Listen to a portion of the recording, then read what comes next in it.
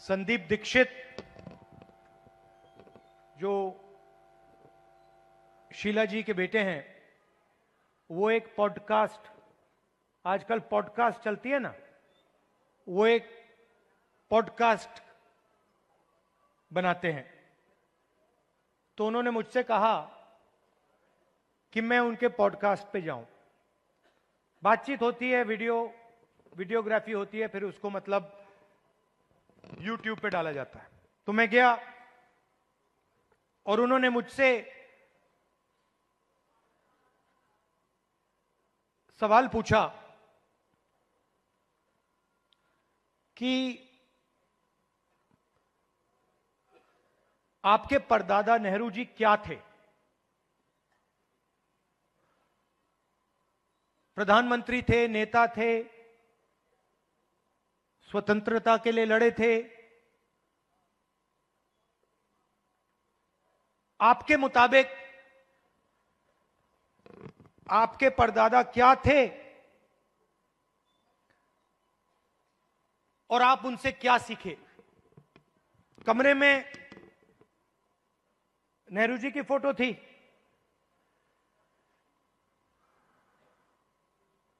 एक तरफ गांधी जी की पेंटिंग थी,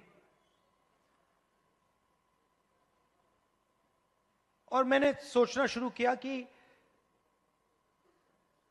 मेरे जो परदादा नेहरू जी थे वो असलियत में क्या थे। और दोनों फोटो को मैं देख रहा था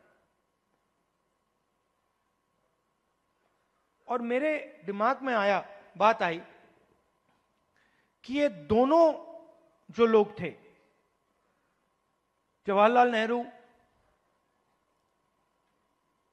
और महात्मा गांधी, ये दोनों सच्चाई से मोहब्बत करते थे।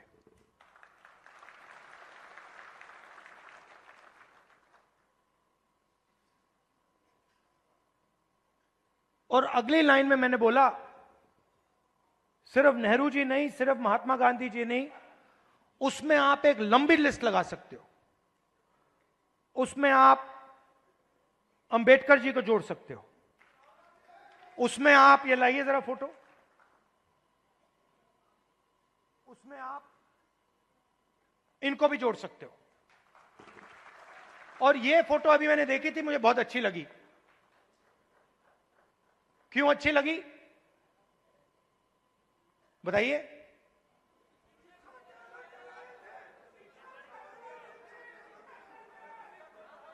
क्योंकि जो इनकी पत्नी है और इनके बीच में समानता है, रिस्पेक्ट है। ये देखकर ये पता लग रहा है कि रिस्पेक्ट है।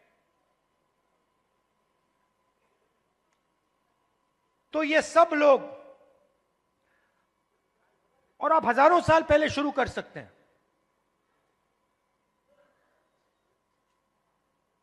बुद्ध भगवान सच्चाई से मोहब्बत करते थे, सच्चाई से दूर नहीं जा सकते थे।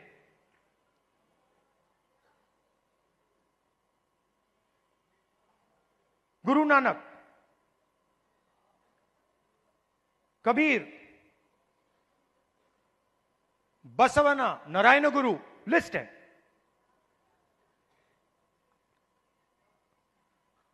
तो लोग मुझे कहते हैं कि ये संविधान 1947 में लिखा गया था, और मैं उनसे कहता हूं नहीं, यह संविधान हजारों साल पुराना है। और इस किताब के अंदर अंबेडकर जी की सोच, फूले जी की सोच, गांधी जी, नेहरू जी, गुरु नानक जी, कबीर, जिन लोगों को हिंदुस्तान मानता है, और रिस्पेक्ट करता है, उनकी सोच इसके अंदर है। तो जब मैं इस किताब को, और जब आप इस किताब को ऐसे पकड़ते हो, आप 70-80 साल पुरानी किताब को नहीं पकड़ रहे हो, आप हजारों साल पुरानी विचारधारा की रक्षा कर रहे हो।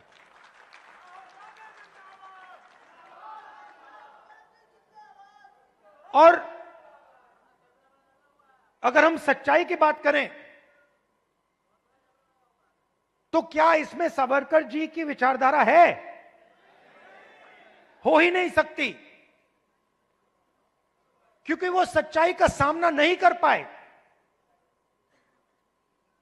अब ये बात किसी को अच्छी लगे ना लगे, ये सच्चाई है, तो मुझे ये बोलनी ही पड़ेगी। तो कॉन्स्टिट्यूशन हिंदुस्तान की सच्चाई का रक्षक है, और जो हजारों सालों का जो विजडम है, जो हिंदुस्तान के लीडर्स ने, बड़े बड़े महापुरुषों ने इस देश की जनता से सीखा, वो इसके अंदर है।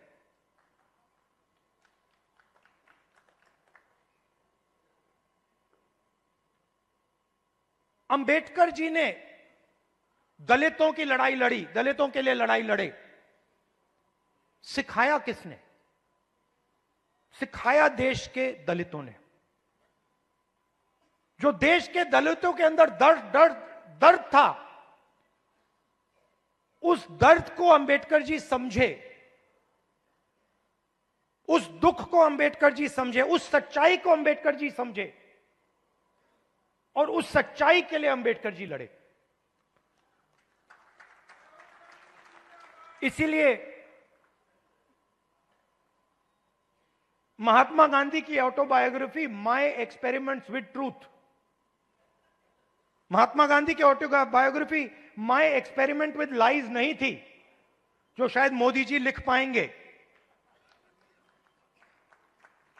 तो सच्चाई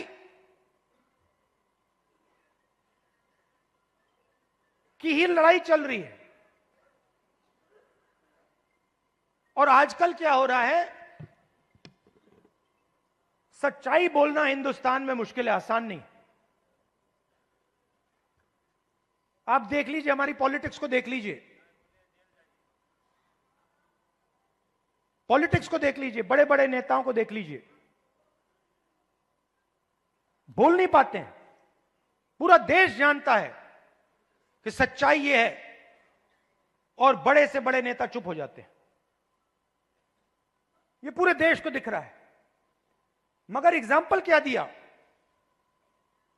बुद्ध भगवान ने, अंबेडकर जी, गांधी जी, इन लोगों ने एग्जाम्पल क्या दिया? डरना नहीं है, जो सच्चाई है वो देश के सामने रखनी है। और यही आप लोग कर रहे हो, यही आप लोग कर रहे हो। आप लोग डरते नहीं हो, आप लोगों को दबाया नहीं जा सकता है। आपके अंदर, खून के अंदर, फूले जी, अंबेडकर जी, गांधी जी, ये सब आपके खून के अंदर हैं, और इनकी विचारधारा आपके खून के अंदर है, मेरे खून के अंदर है, और इसको कोई नहीं मिटाने जा रहा है, कोई मिटा ही नहीं सकता। मैं आपको आज 2-3 चीजें कहना चाहता हूं, मगर मेरी माइंड में एक सवाल है। तो सबसे पहले मैं आपसे सवाल पूछना चाहता हूं, देखना चाहता हूं, आप में से, आपने देखा होगा अमेरिका के राष्ट्रपति ने स्टॉक मार्केट की धज्जियां उड़ा दी हैं, देखा होगा? देखा ना? अच्छा, आप मुझे बताइए, आप में से, इस भीड़ में से कितने लोग स्टॉक मार्केट में पैसा डालते हैं? हाथ उठा के दिखाइए। अब ये देखिए, घूम के देखिए, यहां पे 1% से कम लोग स्टॉक मार्केट में पैसा डालते हैं 1% से कम। अगर यहां 100 लोग हैं तो एक हाथ उठ रहा है। तो यह स्टॉक मार्केट आपका औजार नहीं है। इसमें अनलिमिटेड पैसे बने, मगर इसका फायदा आपको नहीं मिला।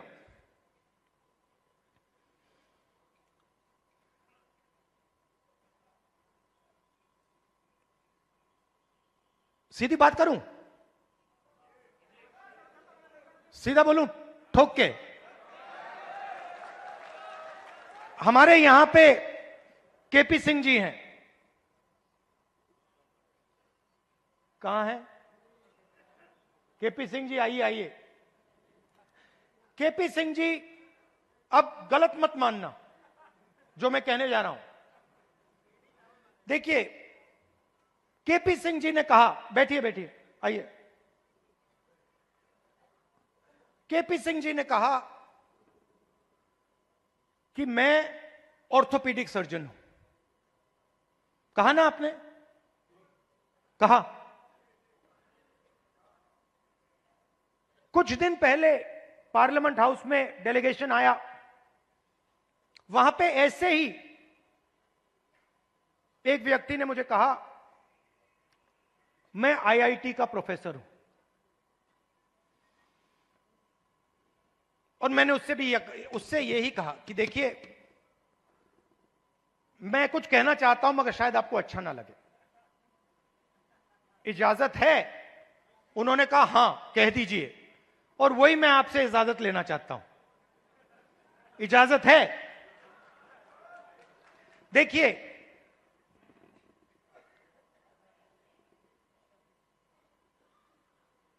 आप में ऑर्थोपीडिक सर्जन की स्किल है, ऑर्थोपीडिक सर्जन की नॉलेज है, ज्ञान है।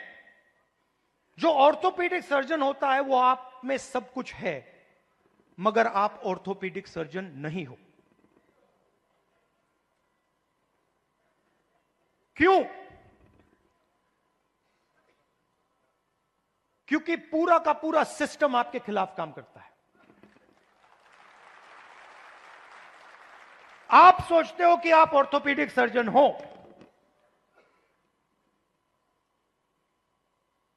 मगर आप अस्पताल को कभी नहीं चला पाओगे। आपको चलाने नहीं दिया जाएगा, कभी नहीं चलाने दिया जाएगा। और अगर आप में क्षमता चलाने की हो तो आपको फाइनेंस नहीं मिलेगा, पैसा नहीं मिलेगा, बैंक लोन नहीं मिलेगा। और अगर आपने बैंक लोन ले लिया और आपने अस्पताल भी शुरू कर दिया, तब ब्यूरोक्रेसी आपको रोकने की कोशिश करेगी। तो आपके मन में लग रहा है आपको कि मैं ऑर्थोपीडिक सर्जन हूं, मगर ऑर्थोपीडिक सर्जन के सच्चे औजार आपके हाथ में नहीं है, आपके खिलाफ काम कर रहे हैं।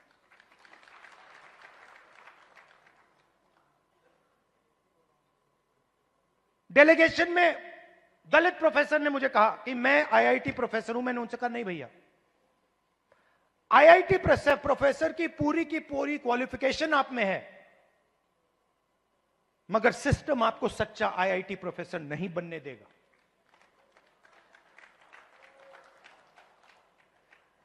और यह सच्चाई आस्ते आस्ते आस्ते आस्ते मुझे बहुत गहराई से समझ आ गई है।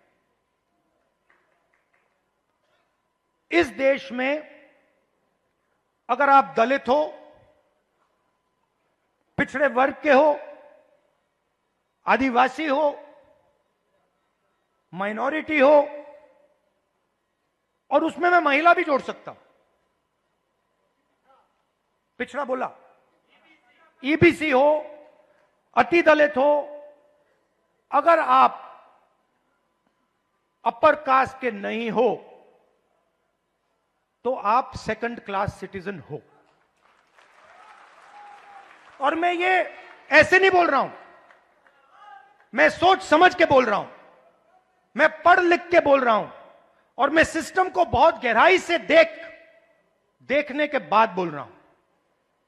मैं आपको 2-3 उदाहरण देना चाहता हूं। तेलंगाना में हमने कास्ट सेंसस किया और बात अब तेलंगाना में कास्ट सेंसस से बहुत आगे निकल गई है।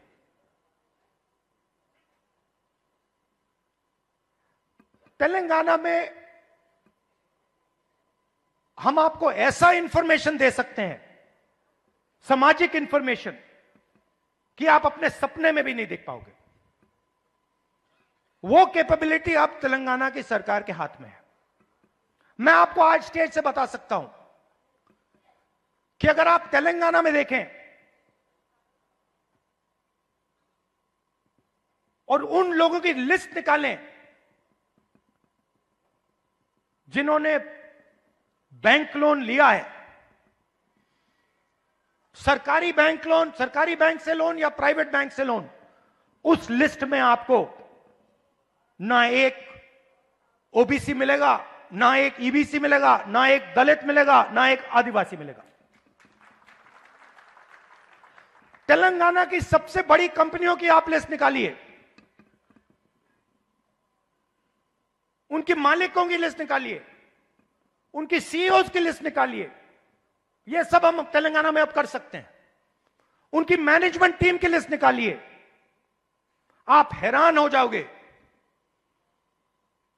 मैनेजमेंट में, सीईओ की लिस्ट में, मालिकों की लिस्ट में आपको ईबीसी, ओबीसी, दलित, अति दलित, आदिवासी कहीं नहीं मिलेंगे, है ही नहीं।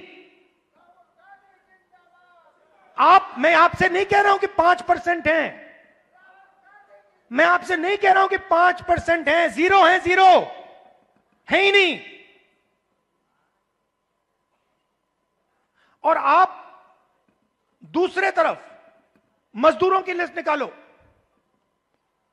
जो 21वीं सदी के नए मजदूर बने, गिग वर्कर्स, जो उबर चलाते हैं, जो 21वीं सदी की मजदूरी करते हैं, उनकी लिस्ट निकालो।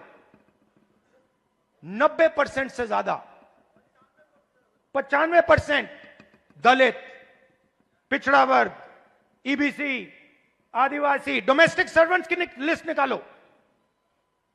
दलित, ओबीसी, ईबीसी, आदिवासी, अति दलित।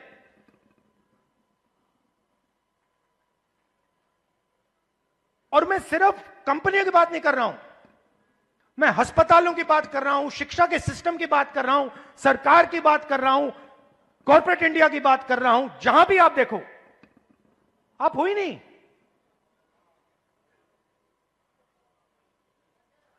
और तेलंगाना में अब वो पूरा का पूरा डेटा हमारे हाथ में है, जो नरेंद्र मोदी जी आपके हाथ नहीं डालना चाहता है। इसीलिए आपने देखा कि जैसे ही हमें वो डेटा दिखा, हमने रिजर्वेशन को बढ़ा दिया।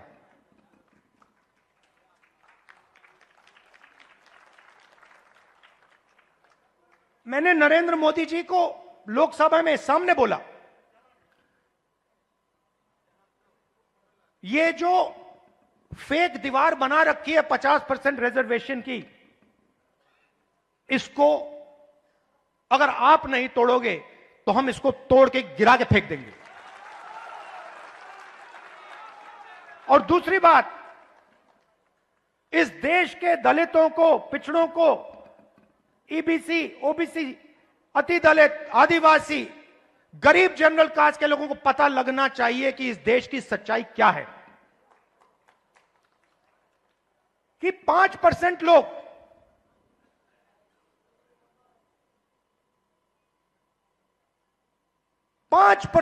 इस पूरे के पूरे देश को चला रहे हैं।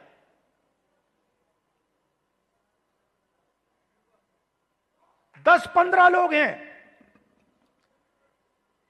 जिन्होंने पूरे के पूरे कॉर्पोरेट इंडिया को पकड़ रखा है। अदानी, अंबानी, 10 नाम है। और आपका लाखों करोड़ रुपया सीधा आपके जेब में से उनके जेब में ट्रांसफर होता है। जीएसटी आप देते हो, कर्जा माफ उनका होता है। जीएसटी आप देते हो और ठग से कर्जा माफ उनका होता है।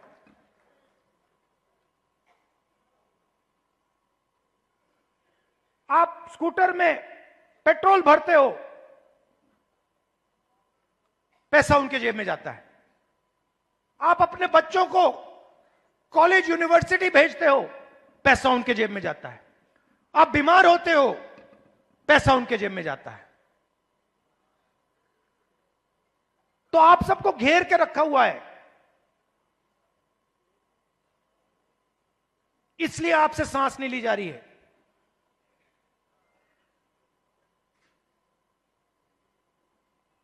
क्योंकि पूरे सिस्टम ने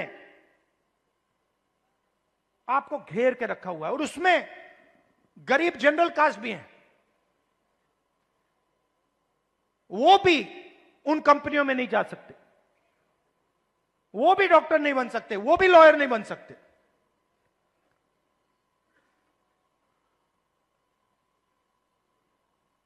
मैं छोटा सा उदाहरण देता हूं आपको।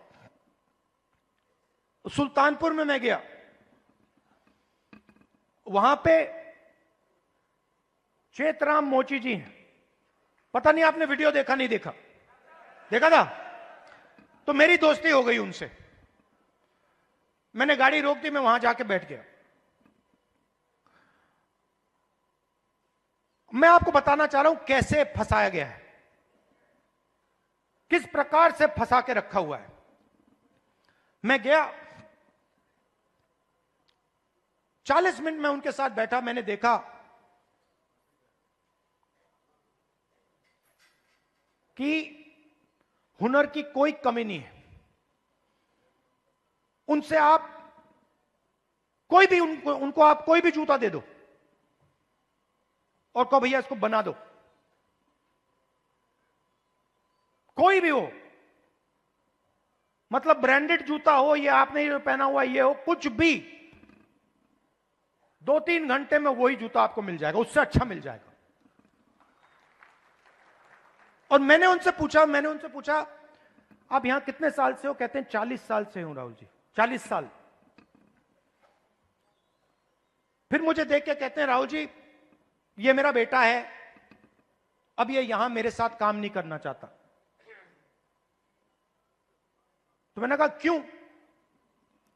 और फिर सिर नीचे करके कहते हैं कि राहुल जी 40 साल में मुझे किसी ने इज्जत नहीं दी। एक ही आदमी ने, मेरे पिता ने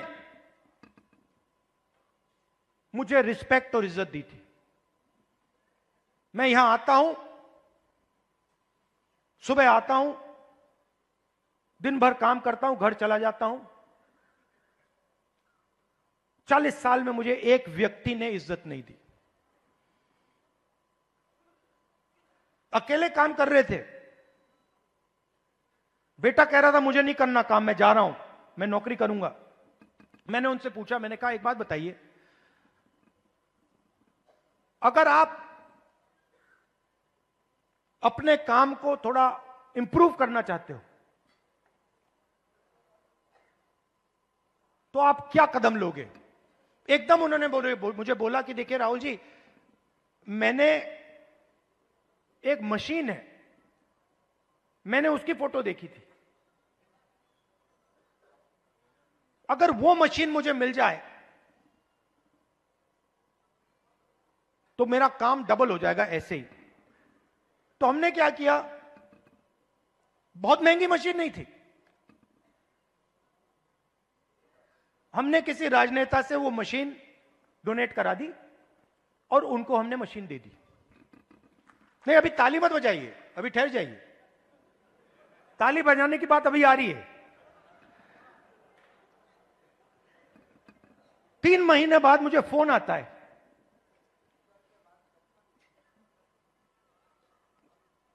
चेतराम मोची जी कहते हैं राहुल जी मैं बड़ा खुश हूं। मैंने कहा क्यों? कहते हैं राहुल जी मेरी अब 2 दुकानें हैं,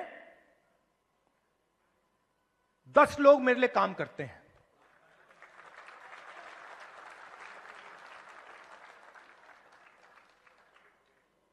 दस लोग मेरे लिए काम करते हैं, मेरी 2 दुकानें हो गई हैं।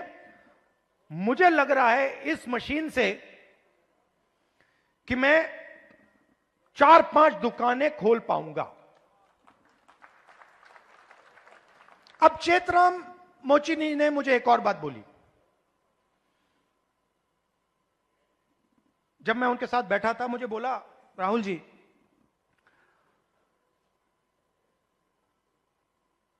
यूपी सरकार ने मुझे एक बार ट्रेनिंग पे बुलाया।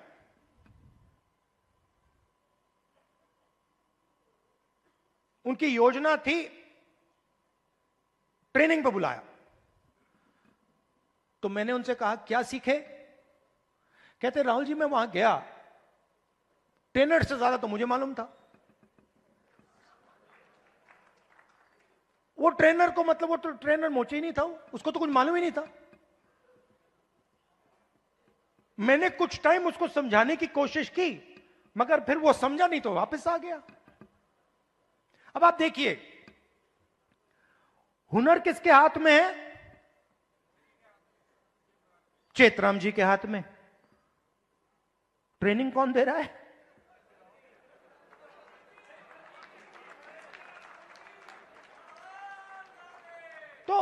तो बात समझिए क्यों? क्योंकि ट्रेनिंग का नेटवर्क कंट्रोल में है। मशीन क्यों नहीं मिल रही? बैंक का सिस्टम कंट्रोल में है।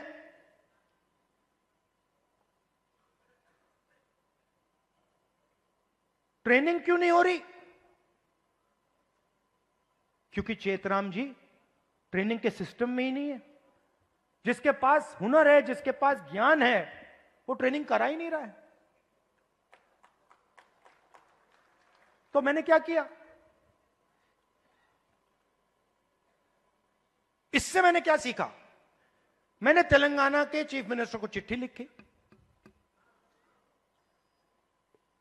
और मैंने उनको सुझाव दिया। मैंने कहा कि देखिए, ये पता लगाइए आप कर सकते हैं या नहीं। आईटीआई के सिस्टम में क्या होता है? ट्रेनिंग होती है, बढ़ई की ट्रेनिंग होती है, प्लम्बर की ट्रेनिंग होती है, मोची की ट्रेनिंग होती है, कुम्हार की ट्रेनिंग होती है, ये सब ट्रेनिंग होती है। तेलंगाना में मैंने चीफ मिनिस्टर को सुझाव दिया कि आप ऐसे कीजिए, आप सर्टिफिकेशन सेंटर बनाइए। तेलंगाना में लाखों मोची हैं, नेटवर्क है मोची का, उस नेटवर्क के अंदर हुनर है, कैपेबिलिटी है। मैंने चीफ मिनिस्टर से कहा कि ट्रेनिंग इनसे करवाइए। तो हजारों मोची, जो गुरु शिष्य की परंपरा है हिंदुस्तान में, हजारों मोची ट्रेनिंग कराएंगे, सर्टिफिकेशन सरकार करेगी। और जब एक मोची ट्रेनिंग करेगा और उसका शिष्य सर्टिफिकेशन पाएगा, तो मोची के बैंक अकाउंट में सीधा सरकार पैसा डालेगी। तो मेरा कहना है, सवाल पूछता हूं आपसे, बढ़इयों के लिए हिंदुस्तान में बैंक क्यों नहीं है? मोचियों के लिए हिंदुस्तान में बैंक क्यों नहीं है? बढ़इयों का अपना ट्रेनिंग सेंटर क्यों नहीं है? हुनर तो उनके पास है। तो जाति जनगणना जो हमने तेलंगाना में किया है, वो विकास के सिस्टम को ही बदलने जा रहा है। क्योंकि हम 21वीं सदी में जी रहे हैं।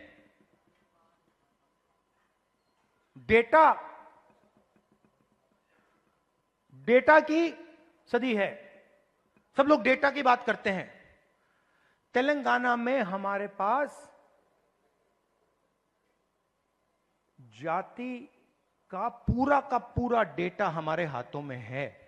और इस डेटा के साथ हम तेलंगाना की पूरी राजनीति को बदल सकते हैं। और जो सचमुच में आपका हक है, जाति जनगणना के माध्यम से वो हम आपको दिलवा सकते हैं। और सीधी सी बात है, बहुत सारे लोग कहते हैं कि भैया देखो, जाति जनगणना नहीं होना चाहिए। मोहन भगवत जी कहते हैं जाति जनगणना नहीं होना चाहिए।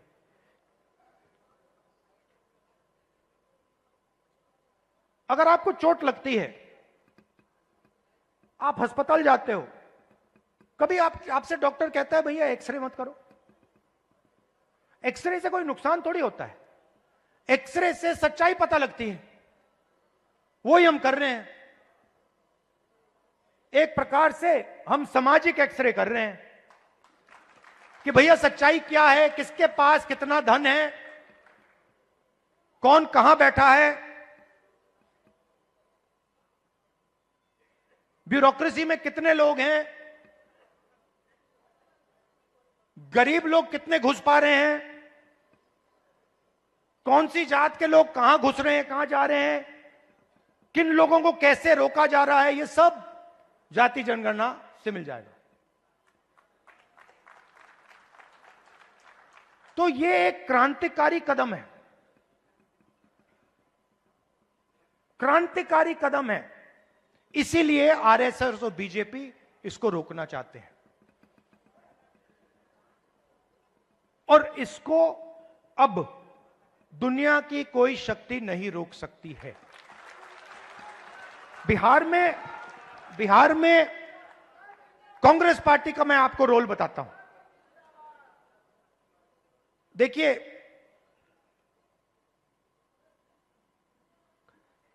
कांग्रेस पार्टी की जिम्मेदारी, गठबंधन की जिम्मेदारी, जो गरीब लोग हैं, जो कमजोर लोग हैं, ईबीसी, ओबीसी, दलित, महादलित, गरीब जनरल कास्ट के लोग, इन सब को जोड़कर, इन सबको जगह देकर, इज्जत देकर, रिस्पेक्ट देकर आगे बढ़ने का काम कांग्रेस पार्टी का। और मैं आपसे पहला व्यक्ति हूंगा जो आपसे कहेगा कि कांग्रेस पार्टी ने जो पहले काम करना चाहिए था, जिस गति से काम करना चाहिए था, जिस मजबूती से बिहार में काम करना चाहिए था, वो हमने नहीं किया। और हम अपनी गलती से समझे हैं, और अब हम बिना रुके पूरी शक्ति के साथ जो बिहार के कमजोर लोग हैं, बिहार के गरीब लोग हैं, छोटी जात, छोटी अलग अलग जो ओबीसी, ईबीसी, दलित, महादलित के लोग हैं, उन सब को हम लेकर एक साथ हम आगे बढ़ेंगे। कुछ दिन पहले हमने अपने डिस्ट्रिक्ट प्रेसिडेंट्स चुने, और मैं ये नहीं कहूंगा कि ये बहुत बड़ा कदम है, मगर ये एक जरूरी कदम है। पहले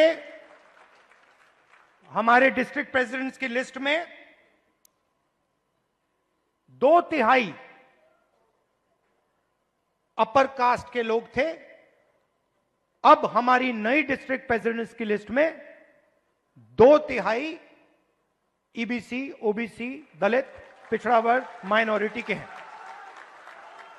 और अगर आप हमारे वर्किंग प्रेसिडेंट्स को देखें तो यह बात और भी गहराई से हुई है। मैंने और खारगे जी ने बिहार की टीम को साफ बता दिया है कि आपका काम बिहार के गरीब जनता की रिप्रेजेंटेशन का काम है। आपका काम दलितों, ईबीसी, ओबीसी, गरीब जनरल कास्ट, महिलाओं को जगह देने का काम है और आपको यह काम बिना झिझके, बिना डरे यह काम पूरा करना है। हम राजनीति में आपके लिए दरवाजा खोलना चाहते हैं। आपके युवाओं को हम राजनीति में लाकर, आपको हम राजनीति में लाकर बिहार का चेहरा बदलना चाहते हैं।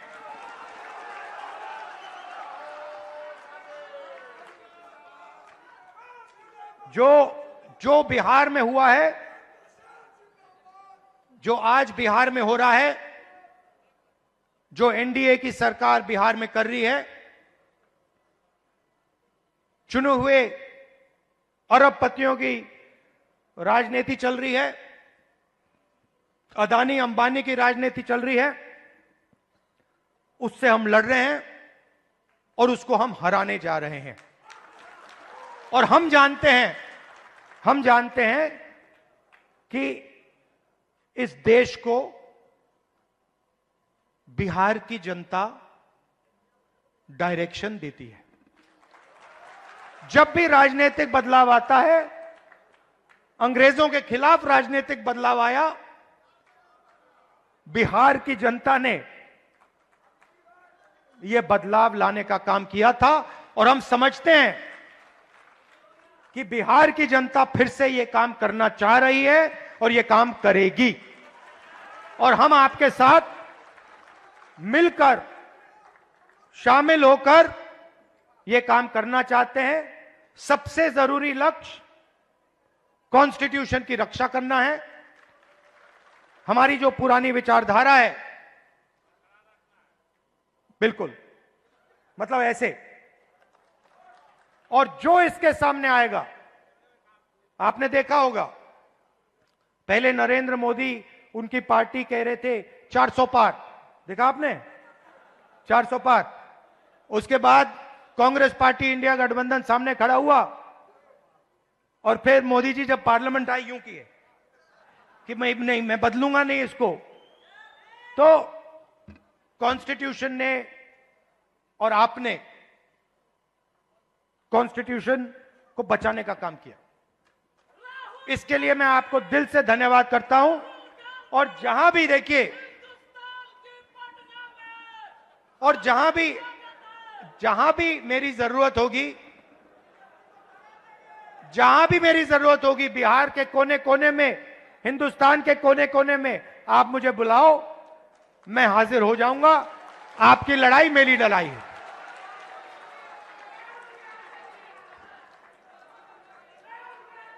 दिल से आप सबका बहुत बहुत धन्यवाद। नमस्कार, जय हिंद।